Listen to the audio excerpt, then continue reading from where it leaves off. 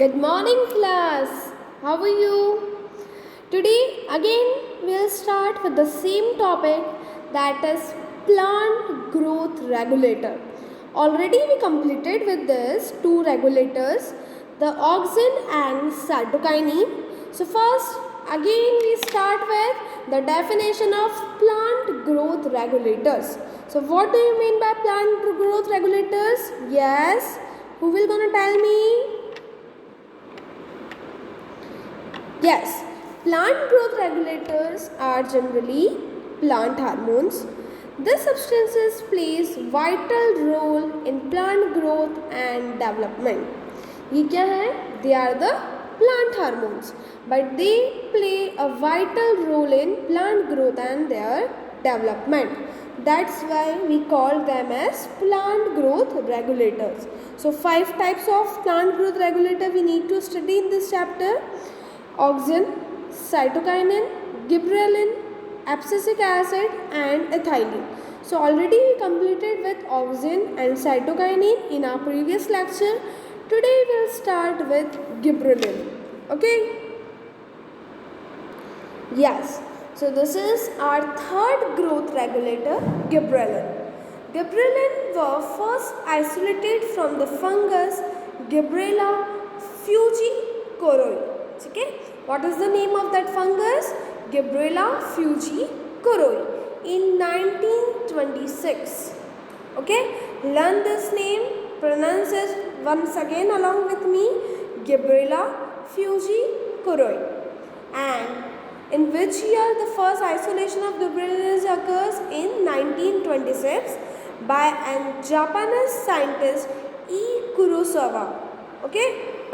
तो गिब्रेलिन की डिस्कवरी किस टाइप से हुई? हमने इसको एक फंगस से आइसोलेट किया एंड ये काम किसने किया था? एक Japanese scientist. The name of the scientist is E Kurosawa. Fine. G fujikuroi causes Bakani. Bakani means foolish seedling disease in rice. ठीक है, राइस के अंदर एक छोटी सी डिसीज कॉज करते थे जिसकी कॉजिंग क्या थी? Excessive shoot elongation. पहला क्या चीज़ थी? जो शूट की इलोंगेशन थी वो कैसी थी? Excessive. The second thing is yellowish green leaves. जो लीव्स थी वो कैसी होती? येलोइश मीन्स पेल कलर की लीव्स हो जाती थी. The third thing is taller plants with absent or poorly developed greens. Plant कैसे होने चाहिए? टॉल होने चाहिए और क्या होना चाहिए उनके अंदर? poorly developed ग्रेन थे. और fourth factor is frequently loading due to long stature. ठीक है, तो ये एक डिफेक्ट था, ये एक डिसीज़ थी जो किसने कॉज करी थी? जी फ्यूजिकोराई ने. फाइन. किसमें? राइज में. ओके, तो हमने इन्हीं फैक्टर्स को, जो गिब्रेलिन के जो फैक्टर्स हैं, गिब्रेलिन के जो इफ़ेक्ट्स हैं, इन्हीं का आगे जाके यूज़ करा, इनकी स्टडी करी.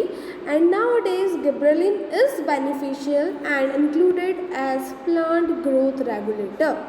Okay, will see here there is the diagram of that infected plant and the gibberellin are produced by the terpenoid pathway. Okay, इसका स्ट्रक्चर है, आप एक बार देख सकते हैं. और ये जो इन्फेक्टेड प्लांट है, आपका एक नॉर्मल प्लांट कैसा होता है और एक इन्फेक्टेड प्लांट कैसा होता है, ये मैं आपको दिखा रही हूँ. Normal plant with green leaves but the infected plant have yellowish pail colour leaves. तो ये इसमें डिफरेंस आया था because of this presence of gibberellin. Now we'll see the role of gibberellin. The most characteristic effect of gibberellin on shoot growth are increased internode extension, increased leaf growth and enhance the apical dominance. Okay, जो बहुत ही effective character हमने gibberellin के देखे. क्या देखा? जो shoot growth थी वो कैसी हो गई? इंक्रीज हो गई. इंटरनोड्स का अंदर क्या हो गया? एक्सटेंशन हो गया. लीफ की जो ग्रोथ है वो इंक्रीज हो गई and it enhance the apical dominance also. The second thing is it influence many reproductive processes, induce the formation of cones in conifers, Many forms of dormancy are broken by gibberellin. Means ये क्या करती है, dormancy period को क्या कर देती है, decrease, dormancy period को ब्रोकन कर देती है. This includes seed dormancy, dormancy of potato tubers and dormancy of shoot internodes and buds. Okay, इन सभी जगह डॉर्मेंसी पे किसका इफेक्ट था, गिब्रेलिन का. Gibberellins are involve in the natural process of germination. जब कोई भी हार्मोन अगर सीड की डॉर्मेंसी को अफेक्ट करता है, अगर सीड की डॉर्मेंसी को रिड्यूस कर देता है, मीन्स उसमें इजीली जर्मिनेशन हो पाएगा. Okay, Gibberellins are involved in the natural process of germination. Before the photosynthetic apparatus developed sufficiently in the early stages of germination, the stored energy reserves of starch nourishing the seedling. क्या समझ में आया हमें इस statement से? Suppose हमने एक seed को सॉ किया है हमारी सॉइल में, ठीक है. जब हम उस सीड को सॉइल में सॉ करते हैं तो क्या वो जो सीड है, is that seed is sufficiently or is that seed is more enough to produce their own food? No, because they don't have the photosynthesis process, because they don't have leaves on that. So at that particular stage, at the time of early stages of germination, what happens?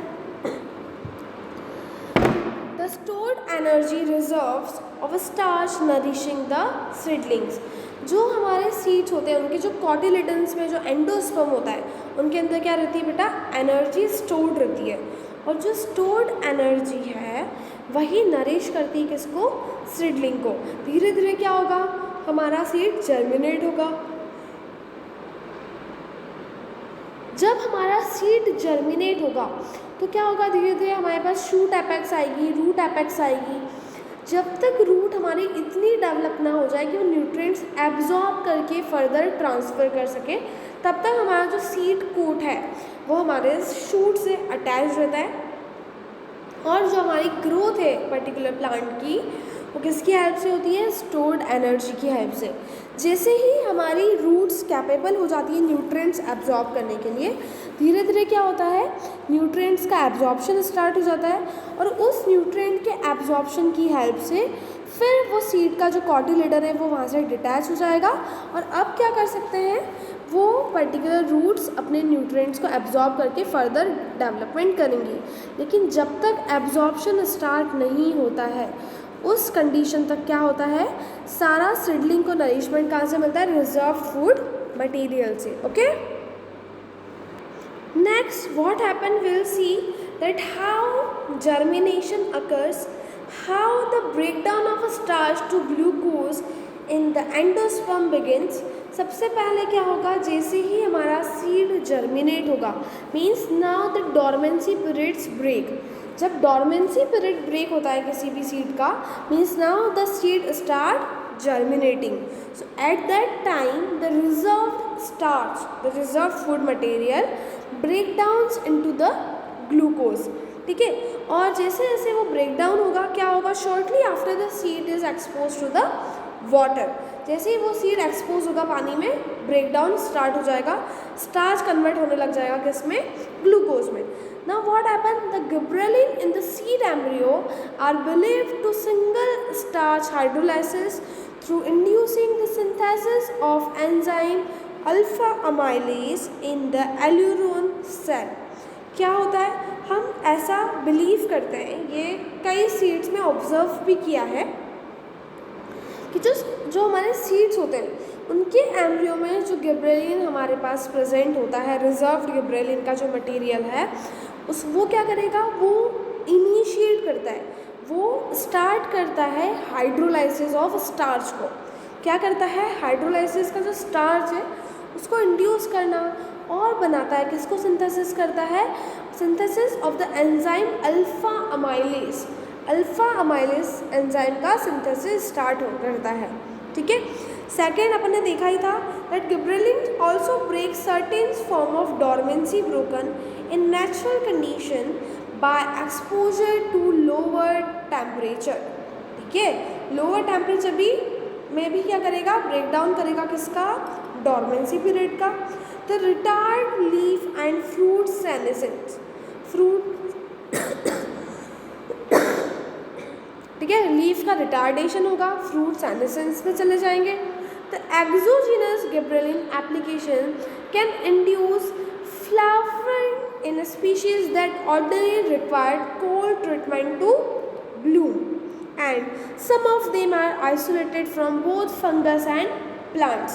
कई बार ऐसा भी होता है कि हम बाहर से मार्केट से जो प्लांट ग्रोथ रेगुलेटर इनको परचेज करके भी लाते हैं और हम अपने प्लांट को एज अ सप्लीमेंट्स प्रोवाइड करवा सकते हैं। तो हम इनको कहाँ से आइसोलेट करते हैं बेटा, we isolate it from fungus as well as plants. Done. Now the next hormone is abscisic acid. अब नेक्स्ट हार्मोन हम कौन सा डिस्कस करेंगे, एब्सिसिक एसिड को। ओके, एब्सिसिक एसिड एक ऐसा प्लांट ग्रोथ रेगुलेटर है जो मेजर रोल प्ले करता है adaptation to abiotic environmental stress. अब एबायोटिक एनवायरमेंटल स्ट्रेस क्या होता है, ऐसे सपोज कोई हार्श कंडीशन जो आपकी एक नॉर्मल कंडीशन नहीं थी प्लांट के लिए, like high temperature, humidity, rainfall कम होना, या पर्टिकुलर किसी सॉइल के अंदर जो न्यूट्रिएंट ज़रूरी है वो न्यूट्रिएंट नहीं हो पाना, this all are known as abiotic environmental stress. कई बार ऐसा होता है जो हमारी रेनफॉल है, मानसून है, डिले हो जाता है, ठीक है। तो उन सारे जो हमारे अंदर जितने भी डिफेक्ट्स हैं, जितने भी स्ट्रेसेस हैं, उनके साथ मेजरली रोल कौन प्ले करता है, उन कंडीशंस में हमारे प्लांट को अडॉप्टेशन में कौन हेल्प करता है, abscisic acid. The second major role is seed development, the development of that seed and the germination. इन दोनों में भी किसका हेल्प है सबसे ज़्यादा, एब्सिसिक एसिड का। Now we'll see the structure of abscisic acid. This is the chemical structure and the synthesis process. Just see the structure that the last one, this is the abscisic acid.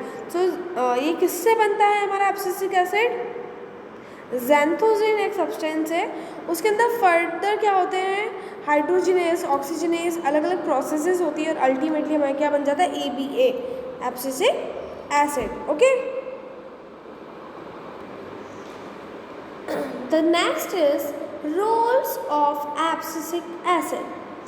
Abscisic acid owes its name to its role in the abscission of plant leaves.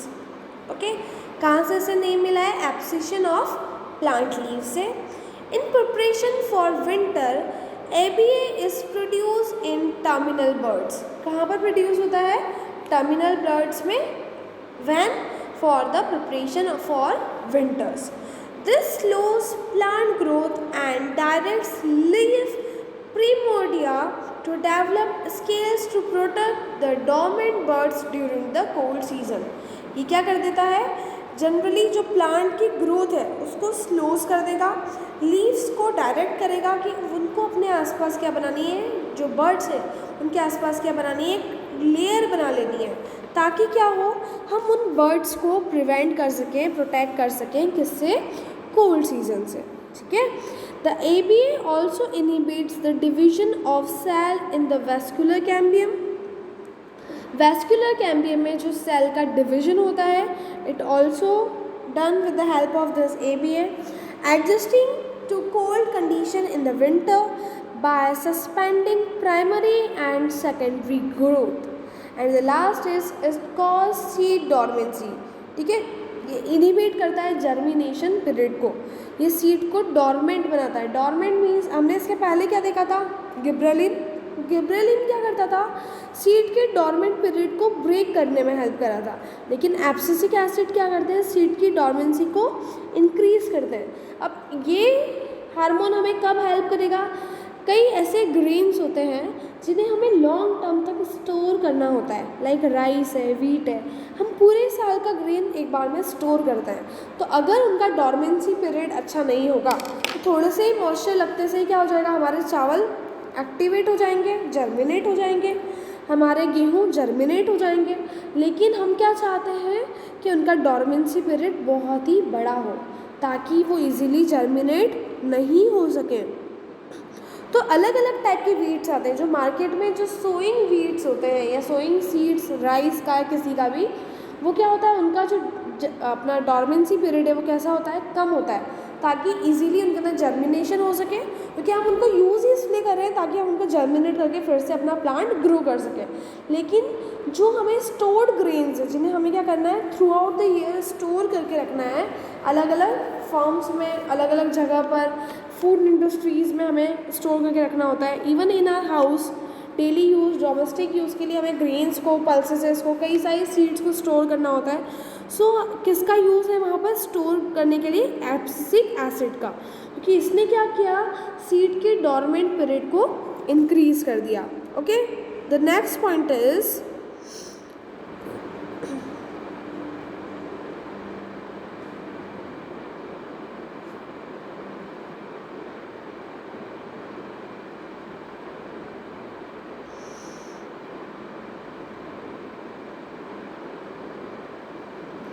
क्या है अपना next point, that abscisic acid is also produced in the root in response to decrease soil water potential and other situation in which the plant may be under stress.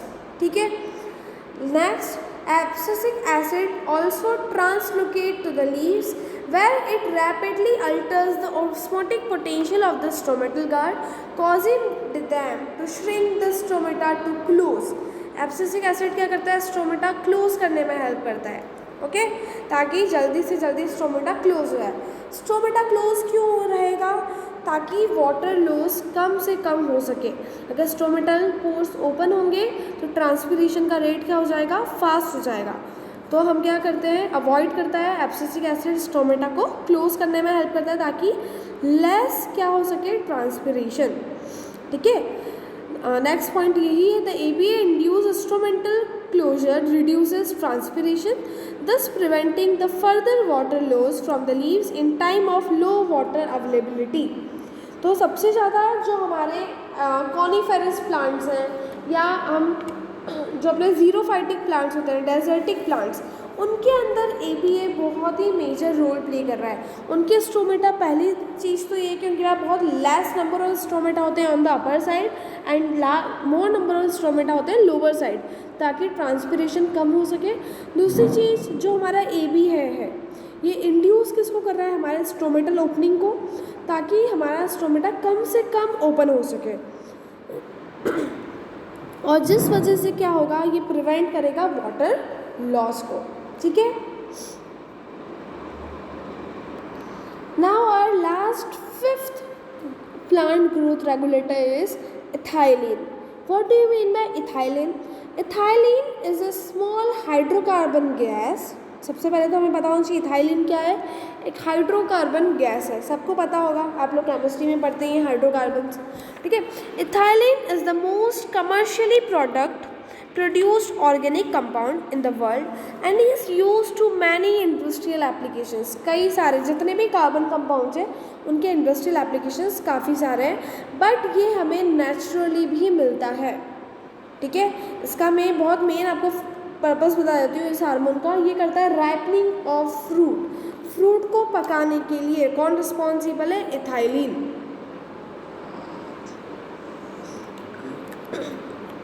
ठीक है, तो हमारे पास दोनों ही चीज़ हैं। ये हम लेबोरेटरी में आर्टिफिशियली भी प्रोड्यूस करते हैं and ethylene is produce inside the fruiting plants also or other plants, but especially in the fruiting plants it plays the major role in the ripening of the fruit। First ethylene is synthesized in 1935। okay, पहली बार कब ethylene synthesis हुआ था, 1935 में। Apples and pears are the examples of fruit that produce ethylene with ripening। Apples, pears, आपने देखा होगा एक अलग से मतलब स्मेल आती है and that smell is not good sometimes, but ये एक स्मेल है जो कहाँ पर प्रोड्यूस होती है, एप्पल्स में, पियर्स में, बिकॉज अगर ओवर राइप्ड आपने मैंगो या कोई सा भी फ्रूट देखोगे तो उसमें एक अलग से स्मेल आएगी, that smell is of this ethylene. Okay, ethylene is responsible for the changes in texture, softening, color and other processes involved in the ripening. Generally texture कैसा होता है, अपना जो रॉ फ्रूट है हार्ड होता है, ठीक है, सॉफ्ट नहीं होता है. उसका कलर, अगर हम मैंगो की बात करें या एप्पल की बात करें, अगर वो रॉ है या अनराइप्ड है, so they are green in color, but after ripening they opt their color like yellow, red, whatever the actual color is, and their color changes, their texture changes, they becomes more soft. So this all are the processes which are involved in the ripening of fruit, and all are performed with the help of ethylene only. Okay, the next point is, sometimes when there are the large places where we will store the food, the fruit items, some vegetables also. So what happens over there, sometimes they took the raw fruit and stored in the big areas. Over there in the commercial ripening rooms they use a catalytic generator. वहाँ पर वो क्या use करते हैं, catalytic generator use करते हैं. उसके अंदर वो क्या करेंगे, उस पर्टिकुलर रूम में लिक्विड सप्लाई करेंगे इथेनॉल का. किसका सप्लाई करते हैं वो, इथेनॉल का. And that catalytic generators convert this ethanol into the ethylene gas. क्या हुआ, वो जो कैटालिटिक जनरेटर था उसने क्या कर दिया, इथेनॉल को किस में कन्वर्ट कर दिया, इथाइलिन में. ओके, तो ये कमर्शियली कई, जैसे आजकल हम फ्रूट्स वेजिटेबल्स देखते हैं, कई बार हम बोलते हैं ना इसको ये कोल्ड स्टोरेज से आया हुआ है. तो वहाँ पर स्टोरेज में हुआ क्या है, स्टोरेज में तो हमसे उनको स्टोर करके रखते हैं, बट जब हमें लॉन्ग प्रोसेस ऑफ ट्रांसपोर्टेशन को अगर फॉलो करना है, तो अगर हम कंप्लीट राइप्ड फ्रूट वहाँ से लेके आएंगे तो एक दूसरी प्लेस पे जाते जाते तो ओवर राइप हो जाएंगे. तो वो लोग क्या करते हैं, वहाँ से रॉ फ्रूट ले आते हैं, या अगर ऑफ सीज़न फ्रूट्स जिनको हम बोलते हैं कि उस फ्रूट की सीज़न नहीं थी फिर भी हमें फ्रूट मिल रहा है, जैसे अभी मैंगो की सीज़न नहीं है, then too we can get the mangoes. So by this process only, in the commercial ripening rooms they produces the ethylene gas, and with the help of this ethylene gas they produce the ripe fruit for us. Next is, during the life of the plant, the ethylene production is induced during certain stages of growth such as germination, ripening of fruit, abscission of leaves and senescence of flowers. इन सभी stages में life की induce होगा किसका, ethylene का production. Okay, the next is, ethylene production can also be induced by the variety of external aspects such as mechanical wounding, environmental stress and certain chemical including oxygen and other regulators. इन सब की presence में ethylene का production क्या होता है बेटा, induce हो जाता है. Fine. Next point is the different roles played by the ethylene. First, growth effects. Inhibits the longitudinal but promotes the horizontal growth. Longitudinal growth को inhibit करता है ये, और horizontal growth को हमेशा promotes करता है. Second is geotropic response regulation. ठीक है. Third, apical dominance towards together downstream of oxygen. Fourth, it breaks the dormancy. And the fifth, gas produced by one plant will affect the nearby plants also. Okay, एक plant अगर ethylene gas produce कर रहा है तो वो आसपास के plants को भी अफेक्ट करेगी. And last are the applications. There is a great interest in down regulation of ethylene biosynthesis, as its higher concentration can trigger and subsequently over ripening in banana, apples, tomatoes, mangoes, etc. तो मैंने आपको जैसे बताया था कि क्या करते हैं, अगर ये ओवर राइप हो जाते हैं तो इनका प्रोडक्शन ख़राब हो जाएगा. ठीक है. Therefore, two important enzymes ACC oxidase और ACC synthetase are targeted of anti-sense technology. इस वजह से क्या करते हैं, इन एंजाइम्स को टारगेट करते हैं ताकि क्या करें, एंटी सेंस टेक्नोलॉजी का यूज़ करें. तो यहाँ पर अपने पांचों रेगुलेटर्स फिनिश होते हैं. एक बार आप इन दोनों वीडियोस को फिर से देखिएगा, सारी स्लाइड्स को रीड करिएगा, और अगर कोई भी डाउट होता है then will discuss that doubt in the Zoom class. So thank you so much for today. Bye bye. Good day.